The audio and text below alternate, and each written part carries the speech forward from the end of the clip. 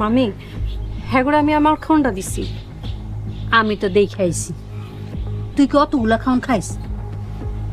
আচ্ছা মামি ধরেন আমি আমার রাইতের খাওয়ানটাও হ্যাঁ করে দিয়ে দিছি। ঠিক আছে, রাইতে তো আর খাবি না, কথাটা যেন মনে থাকে।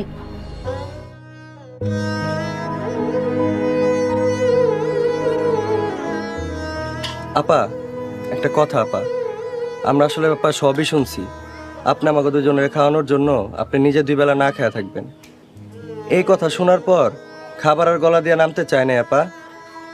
আপনার জীবন অনেক কষ্ট, তাই না আপা? কষ্টে যাতে জীবন গড়া থাকার পর কষ্ট কি আর? আর আমি একদিন না খায় থাকলে মইরা যাবো না। আপনার জন্য কিছু করতে পারলে আমার অনেক ভালো লাগবে আপা। আমার জন্য দোয়া করেন, তাতেই হইব। আপা, আপনি 2টা ক্ষুধার্ত মানুষকে খাওয়াইছেন, আপনার জন্য একদম মন থেকে দোয়া করি আল্লাহ যেন আপনারে সব দুঃখ কষ্ট দূর করে দেয়।